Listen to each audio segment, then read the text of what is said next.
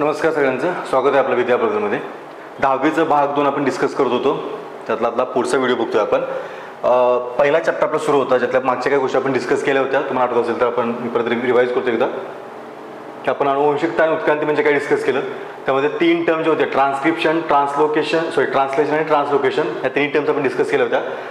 ते आपण इथं बोलू तुमच्या. त्यानंतर उत्परिवर्तन म्हणजे म्युटेशन काय डिस्कस केलं आपण. आणि त्यानंतर कार्बन डेटिंगची मेथड जी आहे ती आपण काय केली की डिस्कस केली. म्हणजे पुढचा जो पॉईंट आहे तो आहे डार्विनचा नैसर्गिक निवडीचा सिद्धांत. तर लक्षात घ्या की अनुवंशिकता म्हटलं की जे नाव आपण लास्ट लेक्चर डिस्कस केलं, लास्ट व्हिडिओमध्ये डिस्कस केलं, कोणतं होतं ते मेंडल, ठीक आहे ना. तसं उत्क्रांती म्हटलं की एक नाव नेहमी लक्षात ठेवायचं म्हणजे काय तुमचं, तर डार्विन. त्याचं योगदान फार मोठं आहे तुमचं. बघा, चार्ल्स डार्विननं विविध प्रदेशातील वनस्पती प्राण्यांचे असंख्य नमुने गोळा केले आणि त्यांच्या निरीक्षणावरनं त्यानं सक्षमते जगतील असं सांगणारा काय की एक नैसर्गिक निवडीचा सिद्धांत मांडला. सो सिद्धांताचं हे जे काही वर्डिंग आहे ते आहे असं लक्षात ठेवा. काय त्याचं वर्डिंग आहे तुमचं, सिद्धांत कोणता आहे, नैसर्गिक निवडीचा सिद्धांत, नॅचरल सिलेक्शन थेअरी. आणि ती थेअरी सांगते काय, तर सक्षमते जगतील म्हणजेच काय, सर्वायवल ऑफ फिटेस्ट, जे या एन्व्हायरमेंटमध्ये ज्या परिसरामध्ये राहण्यासाठी सक्षम असतील तेच जगतील. बाकीच्या सजीवांचा आपोआपच काय होईल, याच्यामधनं नाश होऊन जाईल, ते नष्ट होऊन जातील. हा तो सिद्धांत आहे. कुठं मांडला तो, नैसर्गिक निवड सिद्धांत. सिद्धांत काय तुमचा, सक्षमते जगतील तुमचं, ठीक आहे ना. आणि यासाठी बघतो डार्विन तुमच्या ओरिजिन ऑफ स्पेसिस हे काय की पुस्तक तुम्ही दिलं होतं, ज्यामध्ये तुम्ही काय की हा जो सिद्धांत आहे या सिद्धांताचं स्पष्टीकरण दिलं. सो 2-3 फॅक्ट लक्षात ठेवा. डार्विनचा सिद्धांत कोणता आहे, नैसर्गिक निवडीचा सिद्धांत. सिद्धांत कशाबद्दल बोलतोय, सक्षमते जगतील बद्दल बोलतोय. पुस्तक कोणतं आहे, पुस्तक आहे ओरिजिन ऑफ स्पेसिस नाव, लक्षात ठेवा, ठीक आहे ना. पुढे बघतोय आपण की लॅमार्कवाद हा एक तुमचा पुढे सिद्धांत आहे. उत्क्रांती होत असताना सजीवांच्या शरीररचनेत बदल होतात व या बदलामागे त्या जीवानं केलेला प्रयत्न वा केलेला आळस कारणीभूत ठरतो असा सिद्धांत कोणी मांडला, तर बाप्टिस्ट लॅमार्क यांनी मांडला.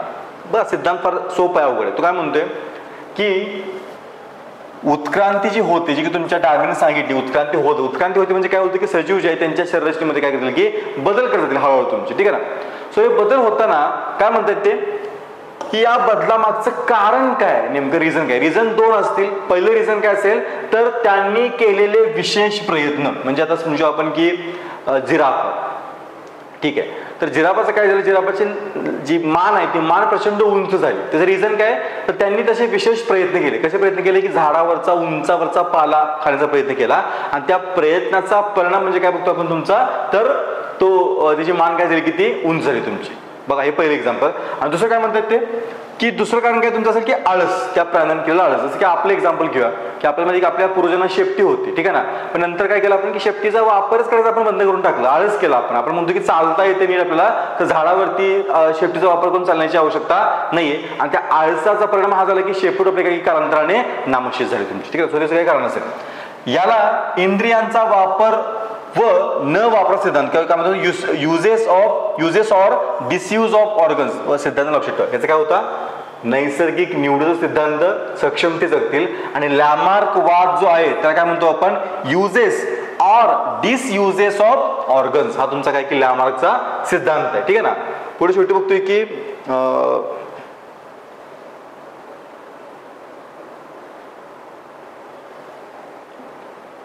ठीक आहे, याच्यामध्ये काय आपल्याला आवश्यकता ठरवली, फक्त हा वरचा पाठ तुम्ही काय लक्षात ठेवा तुमचं, ठीक आहे ना. पुढे जाऊ आपण. हा नेक्स्ट टॉपिक आहे आपला दुसरा, नाव आहे त्याचं सजीवातील जीवनक्रिया भाग 1. अजून तो भाग 2 बघणार आहे तुमचं, ठीक आहे ना. तर काही मुद्दे आहेत ते पण फार महत्वाचे आहेत, ते व्यवस्थित करायचे, लक्षात ठेवायचे तुमचे, ठीक आहे ना. पहिला बघू आपण जे अन्न पदार्थ खातो त्यातील प्रामुख्याने कर्बोदकांचा उपयोग मुख्यत्वे दररोजची आवश्यक असणारी ऊर्जा मिळवण्यासाठी केला जातो. हे मुद्दे आपण पाठीमागच्या व्हिडिओमध्ये डिस्कस केलो. आपण जे काही अन्नपदार्थ आपण कन्झ्युम करतोय, खातोय आपण, त्याच्यातून आपल्याला प्रामुख्याने काय की 3 प्रकारचे घटक मिळतात. पहिला आहे कर्बोदके, दुसरे आहेत प्रथिने, तिसरे आहेत तुमचे स्निग्ध पदार्थ. त्यातली जी कर्बोदके आहेत त्या कर्बोदकांचा वापर कुठं होतो, तुमच्या दैनंदिन दररोज आवश्यक असणारी ऊर्जा मिळवण्यासाठी काय करतो आपण, कर्बोदकांचा वापर करतो तुमचे, ठीक आहे ना. पुढं ही ऊर्जा एटीपीच्या स्वरूपात मिळते. हे पण फॅक्ट लक्षात ठेवा. कर्बोदकांच्या पासून मिळणारी ऊर्जा कोणत्या स्वरूपात तुमची असते, तर ती एटीपी म्हणजे ॲडेनोसिन ट्रायफॉस्फेटच्या काय की रूपात असते. पुढं त्यासाठी पेशीमध्ये ग्लुकोज या कर्बोदकाचे टप्प्याटप्प्यामध्ये ऑक्सिडीकरण केले जाते. आता लक्षात घ्या, हा पण प्रथम प्रश्न येईल की एटीपीची निर्मिती कशी होते किंवा एटीपी कशापासून तुमच्या मिळतात. काय करतोय आपण, तुमच्या ज्या पेशी आहेत, बॉडी सेल्स आहेत, त्या सेल्समध्ये ग्लुकोज जो तुमचा कर्बोदक आहे, ग्लुकोज तुमचं काय की कर्बोदकाचं एक रूप आहे, ग्लुकोज फ्रुक्टोज तुमचे काय की कर्बोदकाचे रूप आहे तुमच्या, त्यातले जे ग्लुकोज आहे कर्बोदकाचं तुमच्या एक रूप, एक तुमचं काय की व्हेरियंट तुमचा, ठीक आहे ना, त्या ग्लुकोजचं आपण काय करतो की टप्प्याटप्प्यानं ऑक्सिडेशन करतो. हा पण शब्द महत्वाचा आहे बघा. ग्लुकोजचं तुमच्या ऑक्सिडेशन केलं की आपल्याला मिळतं काय, आपल्याला मिळतं एटीपी, जी तुमच्या काही शरीराची ज्याला आपण ऊर्जा म्हणतो. लक्षात ठेवा, थोडक्यात आपल्याला माहिती असणं गरजेचं आहे, ठीक आहे ना. पुढं यालाच काय म्हणतो आपण, याला म्हणतो आपण पेशी स्तरीय श्वसन. हे जे सगळं झालं ना, या सगळ्या प्रोसेसला काय म्हणतो आपण, तर पेशी स्तरीय श्वसन. कळते ना, सेल लेवलचं तुमचं काय की तर रेस्पिरेशन तुमच्या. आता रेस्पिरेशन म्हणजे आपण डिस्कस केलंच तुमचं मागं, ज्यामध्ये नाकाद्वारे आपण श्वास आतमध्ये घेतोय, फुफ्फुसामध्ये तुमचा जातोय, आपण ते बॉडीमध्ये पसरवतोय. पण पेशी स्थळावरती पण तुमचं काय होते की श्वसन होते, ते तुमचं काय असतं की हे असतं. हे म्हणजे काय, तर जो ग्लुकोज आहे, जो की पचन संस्थेच्या शेवटी तुमचं काय होईल की ग्लुकोज तयार होईल. तो तयार झालेला ग्लुकोज तुमच्या सेलमध्ये येईल आणि तो सेलमध्ये आला की आलेल्या त्या ग्लुकोज पासून काय करायचं की तुमचं एटीपी तयार करण्याची प्रोसेस जी आहे, त्या प्रोसेसला काय म्हणतो आपण, ऑक्सिडेशन. मी थोडंसं सांगतोय का बघा. पचन संस्था आहे आपली, डायजेस्टिव्ह सिस्टम, ठीक आहे. आता हे पचन संस्थेत काय होतं की आपण जे अन्न पदार्थ खाल्लेले आहेत, जे काय खातो आपण, भात भाकरी भाजी आमटी फळं जे खातो आपण, हे जे काय खाल्लं आपण, यातनं आपल्याला वेगळे वेगळे घटक मिळतात तुमचे. म्हणजे काय काय मिळतं आपल्याला मिळते कार्बोहायड्रेट्स, प्रोटीन्स आणि फॅट्स मिळतात आपल्याला, ठीक आहे ना. त्यातला आता प्रोटीन फॅट मी बोलत नाही, फक्त आपण काय बोलू की कार्बोहायड्रेट बोलतो, ठीक आहे ना. तो जे कार्बोहायड्रेट्स आहेत, त्या कार्बोहायड्रेटचे काही प्रकार आहेत तुमच्याला म्हणतो आपण तुमचं ग्लुकोज म्हणतो आपण. त्याचा जो आपल्या बॉडीमध्ये सगळ्याचं काय की यूज तुमचे होतो. आपण जे कार्बोहायड्रेट्स खातो त्यांचा आपली बॉडी काय करते, ग्लुकोजमध्ये कन्व्हर्जन करते. कुठं, पचन संस्था तुमच्या, ठीक आहे ना. सो पचन संस्थेनं हा जो तुमचा ग्लुकोज तयार केला की हा ग्लुकोज तुमच्या कुठे येतो, तर बॉडीच्या सेलमध्ये येतो तुमच्या, ठीक आहे ना. तो सेलमध्ये आला की ह्या सेलमध्ये आपण काय करतो की ह्या ग्लुकोज पासून एटीपीची निर्मिती करतो. ह्याला काय म्हणतो आपण, तुमचं पेशी स्तरीय श्वसन म्हणतो आपण. आय गेस तुमचं काय की मुद्दा क्लिअर झाला असेल. आणि सजीवांच्या मध्ये पेशी स्तरावरती होणारे श्वसन जे आहे ते दोन प्रकारचे असतात. म्हणजे इथं जे श्वसन घडते ग्लुकोज पासून तुमचं एटीपी तयार करण्याची प्रोसेस आहे ना, ती दोन प्रकारे घडते. कुठलं, पहिलं म्हणजे ऑक्सी श्वसन, ज्यामध्ये ऑब्व्हियसली काय असणार आहे की या प्रोसेसमध्ये ऑक्सिजन भाग घेणार आहे. आणि दुसरं आहे तुमचं विनाऑक्सिजन श्वसन, ज्यामध्ये बघतो की ऑक्सिजन तुमचा काय करत नाही की भाग घेत नाही. कळलं का. पेशी लेवलला जे काही तुमचं ज्याला आपण की तुमचं श्वसन घडणार आहे, ते श्वसन दोन प्रकारचं असेल. पहिलं काय तुमचं असेल ऑक्सी श्वसन, म्हणजे काय, जिथं प्रोसेसमध्ये ऑक्सिजन भाग घेईल. दुसरं आहे विनाऑक्सी श्वसन, जिथं ऑक्सिजन भाग घेणार नाहीये, ठीक आहे ना. तर त्याच्या पुढे म्हणे की ऑक्सी श्वसनामध्ये 3 टप्प्यात काय तुमचं होतं ग्लुकोजचं ऑक्सिडेशन तुमचं होतं. 3 टप्प्यात माहिती असणं गरजेचं. मी मिनिटं वरचं क्लिअर करतो.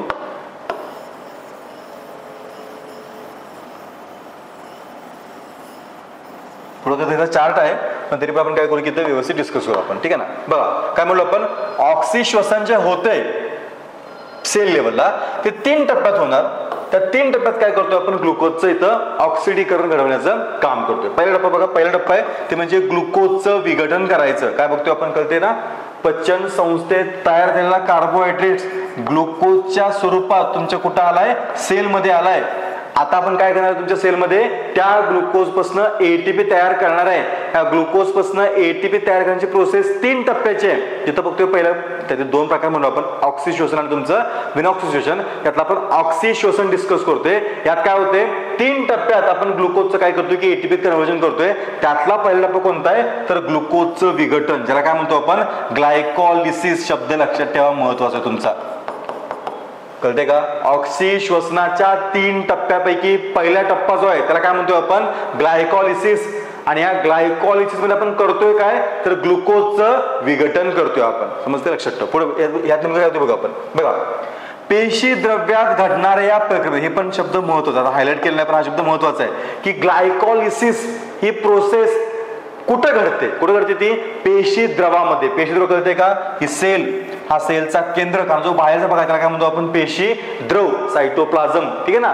सो या पेशी द्रवात सायटोप्लाझम मध्ये काय घडणार तुमचं ग्लायकोलिसिस तुमचं घडणार. ठीक आहे ना. या प्रक्रियेमध्ये ग्लुकोजच्या एका रेणूचे टप्प्याटप्प्यानं विघटन होऊन पायरुविक आम्ल, ATP, NADH2 आणि पाणी यांचे प्रत्येकी 2-2 रेणू तयार होतात. फार इम्पॉर्टंट स्टेटमेंट आहे, समजते का बघा. ग्लायकोलिसिस प्रोसेस मध्ये नेमकं काय काय घडते ते आपण काय करतो इथं डिस्कस करतो. आपण पहिले काय म्हणलो आपण की इथं पेशी द्रवामध्ये तुमचं काय केलं की ग्लुकोजचं आपण विघटन करायला सुरुवात केली आपण. आणि त्यात होतं का बघा की ग्लुकोजचा एक जो रेणू असेल त्या एका रेणूपासून काय बघतो आपण, पहिलं पायरुविक ऍसिड, दुसरं ATP आणि तिसरं NADH2 आणि पाणी यांचे काय बघतो आपण की 2-2 रेणू तयार होतील. समजले का. मी परत रिपीट करतो. ग्लायकोलिसिस प्रोसेस हा पहिला टप्पा आहे विनाऑक्सी श्वसनचा, ज्याला आपण म्हणतोय ग्लुकोजचं विघटन. आणि ग्लुकोजचं आपण काय केलं की 4 भागामध्ये डिवायडेशन केलं आपण. ग्लुकोजचा एक रेणू होता, त्या एका रेणूपासून आपण काय काय तयार केलं, पहिला आपण तयार केलं पायरुविक ऍसिड, दुसरं आपण काय तयार केलं ATP तयार केलं, तिसरं आपण काय तयार केलं NADH2 तयार केलं, आणि तिसरं आपण तयार काय केलं, चौथं काय तयार केलं तुमचं वॉटर H2O. यांचे प्रत्येकी 2-2 रेणू तुमचे काय केलं आपण तयार केलं. नीट लक्षात ठेवायचं, ATPच्या एका रेणूपासून 2 पायरुविक ऍसिडचे रेणू, 2 ATPचे रेणू, 2 NADH2 चे रेणू आणि 2 तुमचे काय आहेत की H2O चे रेणू आपण काय केले की तयार केले आपण लक्षात ठेवा. ठीक आहे ना. पुढे या प्रक्रियेत तयार झालेल्या पायरुविक ऍसिड रेणू ऍसिटिल कोएन्झाइम A या रेणूमध्ये रूपांतर केलं जाते. हे पण स्टेटमेंट महत्वाचं. काय बघतो आपण इथं या प्रोसेसमध्ये तुमच्या जो पायरुविक ऍसिड तयार केला आपण त्या पायरुविक ऍसिडचं आपण रूपांतर काय करतोय ऍसिटिल कोएन्झाइम A मध्ये रूपांतर करण्याचं काम इथं करतोय.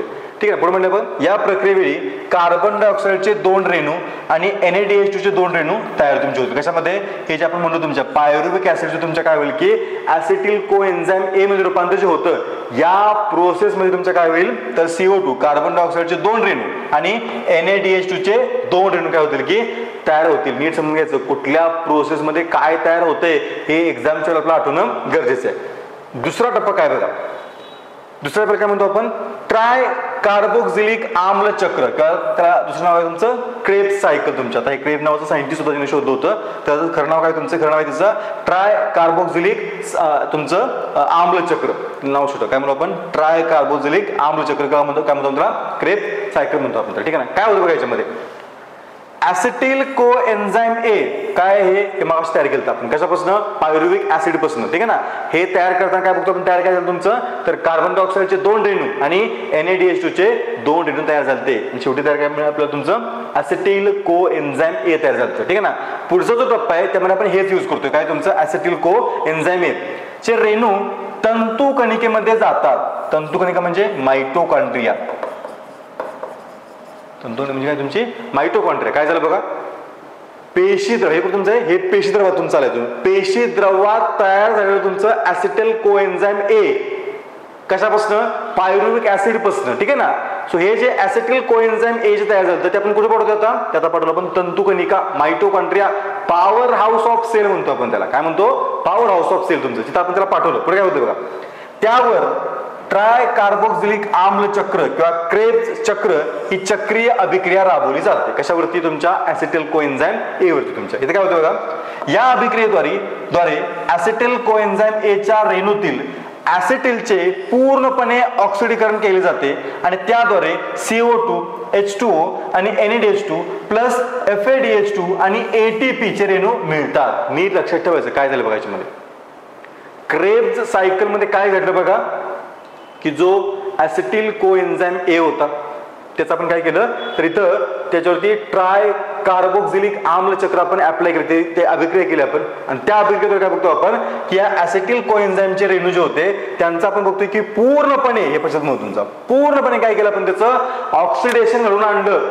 म्हणून तर या प्रोसेस काय म्हणतो आपण तुमची तर ऑक्सिशोषण म्हणतो आपण तुमचं. काय केलं आपण त्याच्यामध्ये पूर्णपणे ऑक्सिडेशन घडवून आणलं आणि या पूर्णपणे ऑक्सिडेशन घडल्यानंतर आपल्या हातामध्ये शिल्लक काय राहिलं बघा, काय काय तुमच्या हातामध्ये शिल्लक, पहिलं काय CO2 कार्बन डायऑक्साईड, नंतर H2O, नंतर NaDH2, नंतर FADH2 आणि त्यानंतर फायनल तुमचं ATP यांचे काय मिळतील तुम्हाला रेणू मिळतील तुमचे. बघा ATP वरती पण तयार झालता कुठं ग्लायकोलिसिस मध्ये पण तुमच्या, आणि फायनल बघतो तुमच्या क्रेब्स सायकल दरम्यान देखील काय झालंय की तुमचा ATP तयार झालेला आहे. फक्त वरती काय झालं, वरती बघतोय की तुमच्या ग्लुकोजचं विघटन होताना ATP तयार झालता. आता काय झालं, आता जे आपण लिहिलं तुमचं कुठे गेलं तुमचं, तर इथं ऍसेटिल कोएन्झाइम एज आहे त्याचं ऑक्सिडेशन करताना तुम्ही काय झालं की आता ATP तयार झाला. आता पुढे जाऊया आपण. तिसरा टप्पा त्याला म्हणतो आपण इलेक्ट्रॉन वहन साखळी किंवा त्याला म्हणतो आपण ETC reaction, electron transfer chain तुमची, ठीक आहे ना.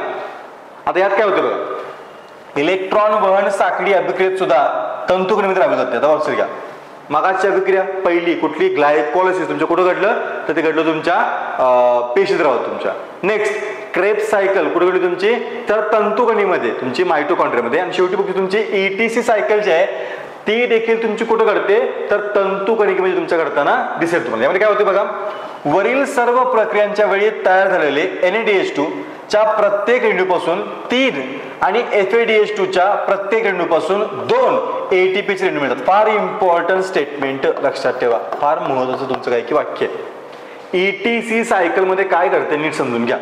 काय घडलं बघा याच्यामध्ये, तर जे आपण पहिली तुमची हे बघितली कोणती टप्पा पहिला तुमचा कुठला ग्लायकोलिसिस, त्या ग्लायकोलिसिसच्या टप्प्यामध्ये पण बघतो आपण तुमच्या इथं तुम्ही जर पाहिलं असेल काय झालं तुमच्या, एकच मिनिट, इथं काय झालं तुमच्या 2 रेणू NaDH2 तयार झाले कुठं ग्लायकोलिसिस मध्ये तुमच्या.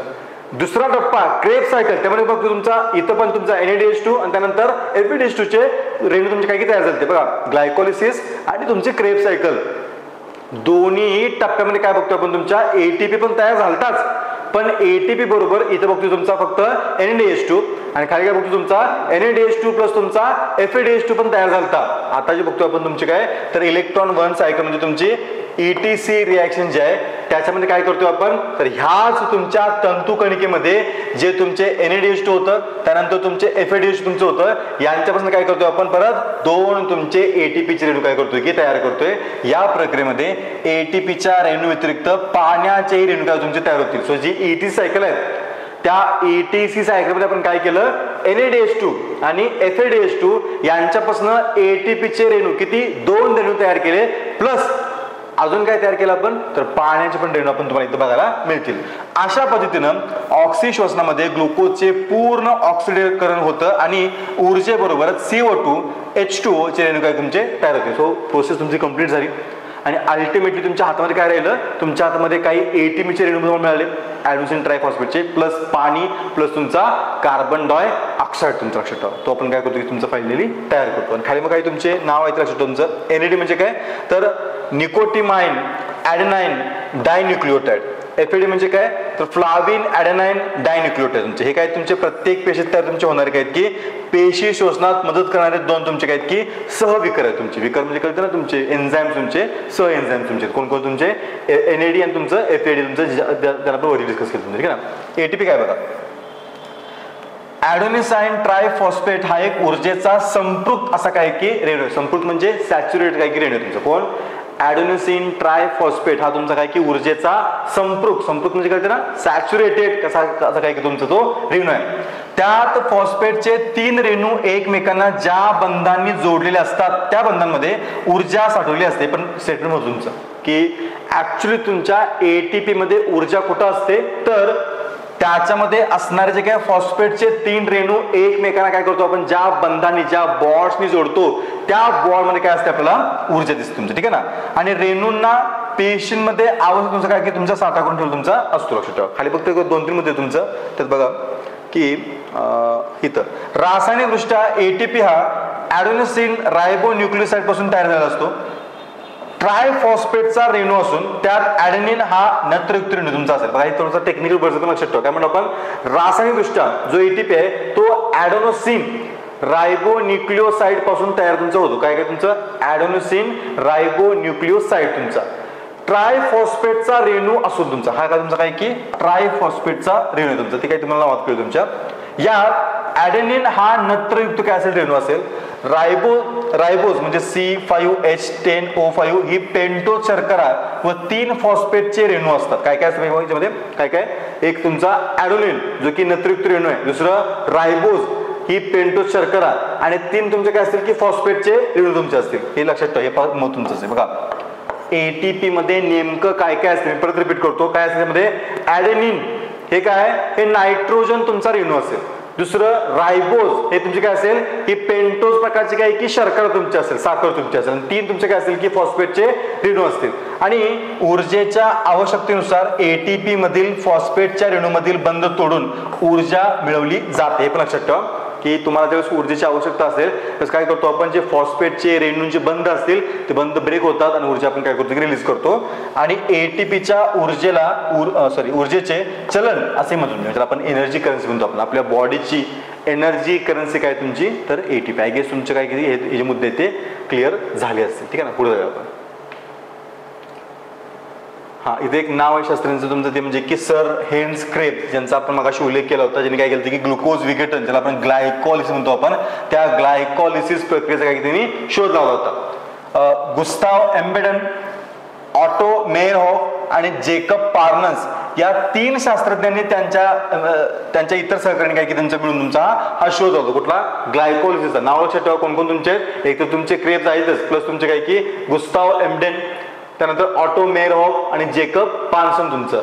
आणि यासाठी काय त्यांनी सायुक्तिक प्रयोग काय करणार तुमचा, हा, म्हणून ग्लायकॉलिसिस प्रक्रियेला एम्बडन, मेयरहॉफ आणि पार्नस पाथवे असं देखील म्हणतात, ज्याला आपण काय म्हणतो EMP पाथवे. बघा जो ग्लायकॉलिसिस प्रोसेस आहे त्याला काय म्हणतो आपण, एक तर हे नाव दिलं आपण तुमचं, काय काय म्हणतो आपण तुमचं, एम्बडन, मेयरहॉफ आणि पार्नस तुमचं पाथवे असं म्हणतो आपण, ठीक आहे ना.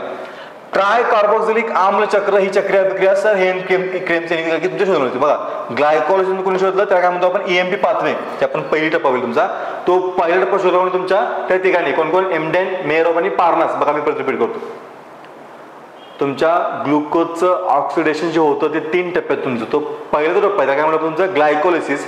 त्या ग्लायकॉलिसिसचा शोध लावला कोणी तुमच्या ठिकाणी, कोण कोण, एम्बडन, मेयरहॉफ आणि पार्नस. म्हणून त्या ग्लायकॉलिसिसला काय म्हणतो आपण, EMP पाथवे पण म्हणतो आपण, ठीक आहे ना. आणि जे ट्राय कार्बोक्सिलिक ऍसिड तुमची सायकल जी आहे ती शोधली कोणी तुमच्या क्रेब्स यांनी, काय म्हणतो आपण क्रेब सायकल. त्याबद्दल त्यांना काय की तुमच्या 1953चा नोबेल प्राइज देखील मिळाला होता. लक्षात, हे EMP पाथवे नवीन आहे, लक्षात ठेवा. EMP पाथवे मग आपण डिस्कस केला पहिला, त्याला काय म्हणतो आपण EMP पाथवे, तो देखील काय करा की लक्षात ठेवा. येस, पुढं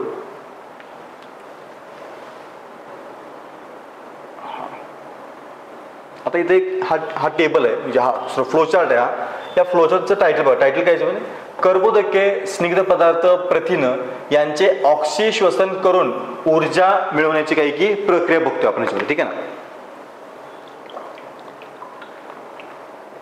म्हणजे आता जे आपण कर्बोदकांच्या बाबतीत बघितलं ते इतर जे तुमचे 2 घटक आहेत, कोण कोण तुमचे, तर तुमचे स्निग्ध म्हणजे तुमचे फॅट्स आणि प्रोटीन्स यांच्या बाबतीत ती प्रोसेस तुमची कशी घडते. तर यांच्यापासून तुम्हाला ATP तयार व्हायची असेल तर तुमची प्रोसेस नेमकी काय ती आपल्याला फ्लो बघू. आता जी प्रोसेस आपण आता बघितली होती ती बघू आपण. बघा कर्बोदके आहेत, त्या कर्बोदकांना काय तुमचं बघतो आपण की ग्लुकोज विघटन केलं आपण कुठं, पेशी द्रवामध्ये, त्याला काय म्हणतो आपण ग्लायकोलिसिस किंवा काय म्हणतो आपण त्याला EMP पाथवे म्हणलं आपण. हे आपण डिस्कस केलं तुमचं.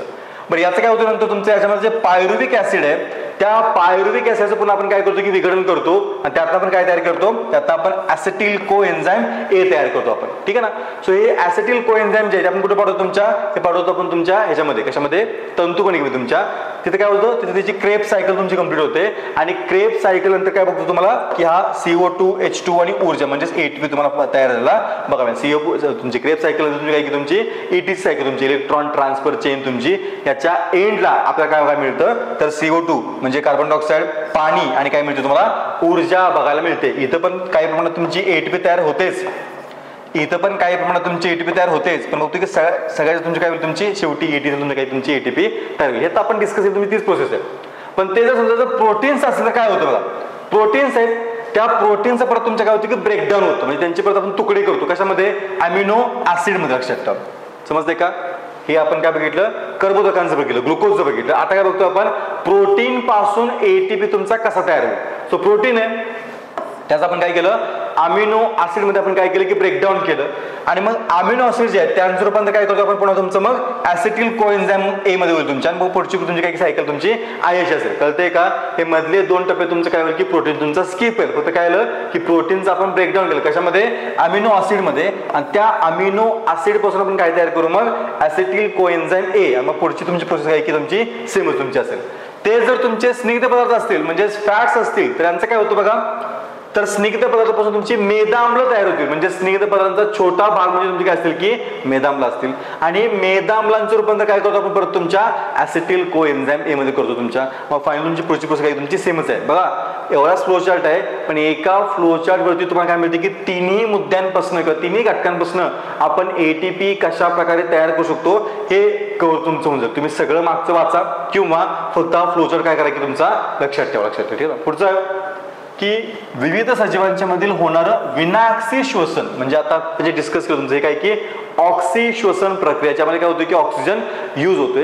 ही तुमची काय विनॉक्सी श्वसन प्रक्रिया ज्यामध्ये प्रामुख्याने ऑक्सिजन तुमचा यूज होत नाही. काय काय होते बघा याच्यामध्ये पहिलं तुमचं कर्बोदके घेतलं आपण तुमच्या ज्यापासून तुम्ही काय करता की ऊर्जा तयार करणं तुमचं. ठीक आहे ना. सो कर्बोदक तुमचं पहिलं काय तुमचं असेल की ग्लुकोज विघटन ज्याला आपण ग्लायकोलिसिस म्हणतो आपण. त्याच्या तुम्हाला काय होईल की पायरुविक ऍसिड. आता इथपर्यंत तुम्ही बघाल की हे तुमचं काय की सेमच आहे की कर्बोदके त्याचं ग्लुकोज विघटन म्हणजे ग्लायकोलिसिस तुमचं काय की पायरुविक ऍसिड तयार झालं. या पायरुविक ऍसिडचं काय बघू आपण की किण्वन जर झालं, किण्वन म्हणजे फर्मेंटेशन झालं तुमच्या, तर काय होतं की तुम्हाला इथनं विनॉक्सी श्वसन तुम्हाला करताना दिसेल. हे कुठं होतं प्रामुख्याने तुमचे जे विनेगार किंवा जीवसत्व ही तुमची किंवा सूक्ष्मजीव तुमची असेल यांचं मी तुम्हाला ही प्रक्रिया करताना दिसेल तुमचं. इथं बघतो तुमच्या त्या ग्लुकोज पासून पायरुविक ऍसिड तयार झालं, याचं किण्वन झालं, यातनं जर अल्कोहोल तयार झाला आणि मग तुमचं काय पाहिजे तुमचं किण्वन तयार तुमचं ही तुमची दुसरी प्रोसेस आहे. आणि मग तुमचं पायरुविक ऍसिड त्याचं किण्वन तुमचं यातनं लॅक्टिक ऍसिड. लक्षात काय ठेवा की प्रोसेस मधले बाय प्रोडक्ट तुमचे काय काय. पहिले काय तुमचं इथं बघतोय की एका प्रोसेस तुमचं काय की किण्वन जर झालं काय मिळते आपल्याला अल्कोहोल मिळते. इथे काय मिळते आपल्याला लॅक्टिक ऍसिड मिळते. कुठं करते तुमची क्रिया ही तर प्रामुख्याने स्नायूंची तुम्हाला क्रिया करत असेल की जिथे बघतोय की कमी ऑक्सिजन असताना आपण काय करतोय की ऊर्जा तयार करतोय ज्याचा बाय प्रोडक्ट काय लॅक्टिक ऍसिड. इकडे बाय प्रोडक्ट तुमचा काय होता कार्बन डायऑक्साइड H2 होता. इकडे बाय प्रोडक्ट तुमचं काय की लॅक्टिक ऍसिड आहे. इकडे बाय प्रोडक्ट तुमचा काय तर अल्कोहोल तुमचा काय की बाय प्रोडक्ट असतो. सो हे तुमचे दोन्ही चार्ट काय करा व्यवस्थित लक्षणाचं काम करा. सॉरी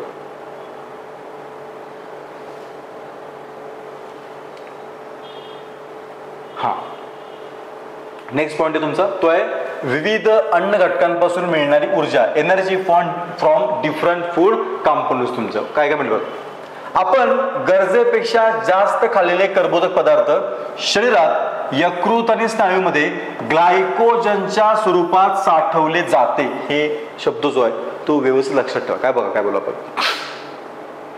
आपण जे काही रोजच्या रोज कर्बोदके कंझ्युम करतोय आता जे आपण बघतो आपलं जे स्टेपल फूड आहे त्या स्टेपल फूड मध्ये सगळ्यात जास्त प्रमाण कशाचं तुमचं असतं तर कर्बोदकांचं असतं. आपण जे भाकरी खातो तुमच्या चपात्या असतील किंवा भात असेल तुमचा यामध्ये काय मिळतील की कर्बोदके सगळ्यात जास्त बघा मिळतील. तर जर आपण काय केले की गरजेपेक्षा जास्त कर्बोदके जर कंझ्युम केलीत आपण तर ते काय करतो आपण तर शरीरामध्ये तुमचे जे यकृत जो आहे तुमचा जे लिव्हर म्हणतो आपण तुमचं ते काय करते तर यकृत आणि स्नायू दोघांचे मध्ये बघा यकृत आणि स्नायू म्हणजे लिव्हर आणि तुमच्या मसल जे आहेत त्यांच्यामध्ये काय करतो आपण हे जे एक्स्ट्राचं तुमचं जे काही कर्बोदक आहे ते ग्लायकोजनच्या स्वरूपात नाव अक्षर काय म्हणतो आपण त्याला ग्लायकोजन. सो ग्लायकोजनच्या स्वरूपात काय करतो आपण ते साठवण्याचं काम करतोय. प्रथिनं कशापासून मिळतात ती कशी बनतो हे आता खाली डिस्कस करतो. हे फक्त वरचं पण काय लक्षात तुमचं अमिनो अम्लांचे अनेक रेणू एकमेकांना जोडून तयार झालेल्या महारेणूला काय म्हणतो आपण प्रथिन. हे आपण लास्ट लेक्चर पण डिस्कस केलं आपण. ठीक आहे ना की प्रथिनं तुमची जे आहेत त्या प्रथिनांचा बिल्डिंग ब्लॉक कसं म्हणतो आपण तुमच्या अमिनो ऍसिड्सना. आणि अशा प्रकारचे अनेक अमिनो ऍसिड्स तुमचे एकत्र येऊन जो रेणू बनतो त्याला काय म्हणतो आपण प्रथिन म्हणतो आपण. प्राणीज पदार्थांपासून मिळणाऱ्या प्रथिनांना फर्स्ट क्लास प्रथिन म्हणतात. मी लक्षात ठेवा प्राणी म्हणजे काय ना ज्या प्रथिनांचा सोर्स हा प्राणी असेल त्यांना काय म्हणतो आपण फर्स्ट क्लास प्रथिन. प्रथिनांपासून सुद्धा प्रति ग्रॅम जवळपास 4 किलो कॅलरी एवढी काय मिळते आपल्याला ऊर्जा मिळते. प्रथिनांचे पचन झाल्यानंतर अमिनो आम्ले तयार होतात. ही अमिनो आम्ले आपल्या शरीरामध्ये काय की शोषतो आपण आणि रक्ताद्वारे काय करतो आपण ते तुमच्या बॉडी पार्ट्स पर्यंत पोहोचवायचं काम करतो. ठीक आहे ना. इथं म्हणले बघा परत गरजेपेक्षा जास्त सेवन केलेल्या प्रथिनांपासून मिळालेले अमिनो आम्ले शरीरात साठवून जात नाही तुमच्या. हे फक्त मी हायलाइट करतो. मग काय बोलू आपण की गरजेपेक्षा जास्त जर कर्बोदके आपण कंझ्युम केलीत तर ती कर्बोदके आपण काय करतोय, एक तर यकृतामध्ये किंवा स्नायूंच्या मध्ये काय करतो आपण, ग्लायकोजनच्या रूपात साठवून ठेवतो. पण जर समजा आपण गरजेपेक्षा जास्त प्रोटीन कंझ्युम केलं तर ते प्रोटीन आपण काय करत नाही की आपल्या बॉडीमध्ये साठवून ठेवू शकत नाहीये. त्याचं विघटन करून त्यातून तयार झालेल्या अमोनिया शरीरामध्ये टाकून दिला जातो. गरज असेल तर प्रथिनांचे रूपांतर दुसऱ्या उपयोगी पदार्थांमध्ये जसे की ग्लुकोनिओजेनेसिस प्रक्रियेद्वारे ग्लुकोजन मध्ये केलं जातं. हे फक्त लक्षात ठेवा. बघा काय म्हणलो आपण की प्रोटीन जे आहेत गरजेपेक्षा कंझ्युम केली तर आपण ती साठवून ठेवत नाहीये, कसं ठेवू शकत नाही आपण. पण जर ठेवायचीच झाली तर काय करतो आपण, तिथे प्रोसेस बघा, ग्लुकोनिओजेनेसिस नावाची प्रोसेस आहे. त्यानं काय करतो आपण, त्याचं ग्लुकोजन मध्ये रूपांतर करून आपण काय करतो की साठवून ठेवतो. ठीक आहे ना. वनस्पती स्वतःला लागणारी अमिनो आम्ले खनिजांपासून नव्यानं तयार करतात व त्यांपासून विविध प्रथिने तयार करतात. ठीक आहे ना. वनस्पतींच्या हरित लवकांमध्ये असलेली रुबिस्को नावाचे विकर म्हणजे निसर्गात सर्वात जास्त प्रमाणात आढळणारे तुमचं काय की प्रथिने. लक्षात ठेवा, हे फक्त इम्पॉर्टंट फॅक्ट आहे की काय म्हणलो आपण, वनस्पतींना आवश्यक असलेली प्रोटीन्स तुमच्या वनस्पती काय स्वतः तयार करतील आणि त्यासाठी लागणारी जी काही अमिनो ऍसिड्स आहेत ते काय करतील तुमच्या मातीमधल्या खनिजापासून मिळतील. ठीक आहे ना. आणि मग वनस्पती पेशींच्या हरित लवकांमध्ये म्हणजे जे क्लोरोप्लास्ट तुमचे आहेत त्या क्लोरोप्लास्ट मध्ये असलेलं तुमचं रुबिस्को नावाचं जे काही विकर आहे ते काय बघतो आपण की निसर्गामध्ये सर्वात जास्त प्रमाणात तुमच्या आढळणार काय की प्रथिन आहे. लक्षात ठेवा, ही फॅक्ट आपल्यासाठी महत्त्वाची. ठीक आहे ना. आणि मग बघतोय आपण की इथे तुमचा फ्लोचार्ट पडत आहे की प्रथिनांच्या पचनानंतर तयार झालेली अमिनो आम्ले आणि त्यांचं आपण काय बघतो की वेगवेगळ्या ठिकाणची नावं बघतो आपण. पहिलं त्वचा जे आहे त्या ठिकाणी काय असतात, मेलॅनिन रंगद्रव्य आणि तुमचं कॅरोटीन तुमचं बघतो आपण. ठीक आहे ना. त्यानंतर हाडांच्या मध्ये काय म्हणतो आपण त्याला, ऑसिन म्हणतो आपण. पेशीमध्ये काय म्हणतो आपण त्याला, प्रद्रव्य पटलातील प्रथिने किंवा तुमचे विविध विकर म्हणतो आपण. स्वादुपिंडात तुमच्या काय की इन्सुलिन तुमचं ट्रिप्सिन असेल. पियुष ग्रंथीमध्ये तुमचं विविध संप्रेरक तयार करायला यूज करतो आपण. आणि स्नायूंच्या काय बघतो तुमच्या तर ऍक्टिन व मायोसिन ही तुमची लवचिक प्रथिने तयार करतो. रक्तामध्ये काय बघतो आपण तुमचं हिमोग्लोबिन किंवा तुमची प्रतिबिंब तयार करण्यासाठी त्यांचा यूज तुमचे होतो. हे तुमच्या प्रथिनांची काही पसरणारी मिळणारी ऊर्जा. लक्षात ठेवा.